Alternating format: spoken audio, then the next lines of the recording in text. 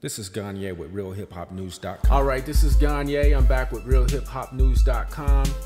I'm on the line again with NDURE from Music and Strength TV, and he's on the ground there in Ferguson, Missouri. Now, NDURE, I wanted to ask you about, I was looking at CNN.com homepage, and it says, developing story. Riot gear comes out as looters rob stores. But then it says owners frustrated as police stay back. But it also says in the article that several stores were looted, but some residents tried to stop the looting. Now, if I go also to Huffington Post, the Black Voices section, there's an article that says Ferguson protesters guard stores from looters. So on this page and in this article, and I'll post the link to this article in the video description and tweet it from Real Hip Hop News. It goes on and it shows how different people were basically standing in front of stores trying to stop the looters from going in. But some news outlets they're pumping it up like the whole city is just looting.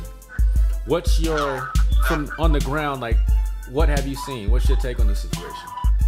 Okay, but my take, I mean, last night, the officers were posted. I saw them at the Ferguson liquor store. That's where kind of like they first started looting at first, and it's been boarded up. And you always have citizens in front of the boarded up places already. You know, that's already. That first night, that's it. You know, some of them have been boarded up. Now, last night, people were celebrating. They were cruising. It was fine. And the officers, from what I knew, started harassing. I don't know what started the incident. I was on the other end, but this is what I'm saying. It's like all the stories are little tiny minor situations that the media wants to blow up out of proportion. Last night, so I'm awakened around 5 to reports on the news that they're looting. So I'm blocks away, so I jumped in the car and we went, and it was a few broken windows. The owners were there, citizens were there, everyone was there, just put a hold to that. And you had like one person I saw in the distance walking and walk out, but it wasn't like the city is looting. Right now, as we speak, they're cruising right down the street still, the main marchway where we've been for days. But the betrayal, what people are saying now on the ground is that, what they messed up was by trying to to assassinate the young boy's character now. So they released, the cops' information, and then they go ahead and release, Trayvon and video and whatnot. And it's angering people because they know at the end of the day, whether Trayvon, but it didn't matter what happened. The fact of the matter is his hands were up. He had no guns. We're trying to focus on that while the police, it seems like, are trying to sway away from it. And the citizens know that now. It's getting stronger and stronger. The cruising and the supporting and the unity is incredible. But always, in any situation, I mean, there's always one person, a few people, and that gets dusted under the rug real quick, and that's it. It's done, and people are right back up in the morning. I see women walking down the streets with signs by themselves. It's just to get things started. I take that back. It starts off, like I said, all positive during the day. Now that the police do not come out. As a matter of fact, the police are not doing anything. Matter of fact, the police they want you to tear it down. That's the whole attitude. They're not actually doing anything. They're standing in for it with the state troopers, but they're not doing anything. There was an incident that I was involved in. Not directly involved in. We were standing by, and we weren't sure if there were gunshots or if there was a street altercation that happened. But the police were right around the corner, and it did cause the traffic to disperse for like a brief moment. And then everyone came back to it. So it was nothing major, man, on what they're trying to do. But it is becoming a powder keg, though. I could tell you that.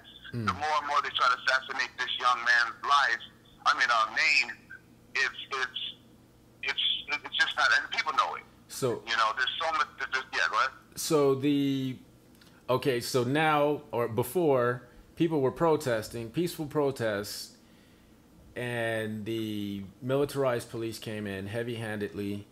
tear gas and all these things and some minor looting, and now there is more incidents. But when there's something where the people really need the officers to step up, now they're standing back. It's almost like they want things to be torn up to justify the heavy-handed approach that was taken before. You nailed it. Wow. Because now it's, you know, it's like we ran out there to go hang out with the owners ourselves. You know, it was a Korean owner, and we were sitting there like, yo, man, you know, anyone that tried to come up or thought about it, which is normally, and I want everyone that's listening to this right now, all this is happening to people from another city. It's people from other places, not even around in Ferguson. The people of Ferguson are upset. And you can look at this community. It is a well-kept-up community. It is a well-kept-up community. You know, I want to say this. Every culture and every society has its good and its bad. You know? But in this particular situation here, don't try to belittle this death. I mean, just tell us how many times you shot the kid. You know, was it 8 times? Was it 1 time? You know, what's really going to go down? You know, I found out information as far as the district attorney, you know, how they might want to get a different location for the trial. People are running things to the digital. It's not going to stop.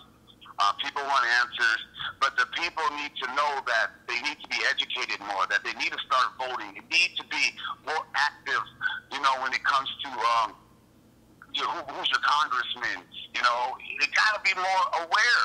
You know, you have to be more aware. We can protest out here. You guys keep protesting and protesting, but at the end of the day, you got to go right back into reality. So, no, how do you get these racist sheriffs out? How do you get these police out? How do you change the whole infrastructure? That's what you need to be working on. And the unity, we need to bounce off this unity that they have now. Feed off that and keep it going. Because it is a lot of love here. I feel totally safe. I feel part of a movement, a righteous movement right now. Now, if we can have a positive solution after that, then that would be even greater. And maybe that could be an example to other cities. Man, that's awesome. On that note, I want to stop you there because that's an awesome update, and I think that's a awesome thing to end on. And what we're going to do is we're going to continue to be in contact with you while you're there on the ground in Ferguson, so we can continue to get updates about the situation, especially to balance out what's being said and what's being promoted in the mainstream media, and then getting the first eye account from you right on the ground. So that's NDURE right there. NDURE Music and Strength TV, giving us the scoop. Working class heroes, for the industry and music and strength television. We're here. That's right, giving us the scoop on the ground. Go ahead, give me a call, man. I'm here. All right. This is Gagne with RealHipHopNews.com.